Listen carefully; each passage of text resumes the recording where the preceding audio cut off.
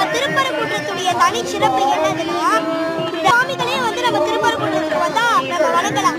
ஏன்னா சிவபெருமானை வணங்கக்கூடிய சைவம், பெருமானை வணங்கக்கூடிய வைணவம், அம்பாளை வணங்கக்கூடிய சாக்தம், முருகப்பெருமானை வணங்கக்கூடிய கௌமாரம், சூரிய பகவானை வணங்கக்கூடிய சௌரம், விநாயக பெருமானை வணங்கக்கூடிய கணாபத்தியம், இப்படி இந்த 6 சமயங்களையும் ஒன்றாக நம்ம இந்த திருப்பரங்குன்றத்தில் காண முடியும். இதுதான் திருப்புகழ் பாடியே கடலாடும் திருச்செந்தூரிலே வேலாடும் திருப்புகழ் பாடியே கடலாடும்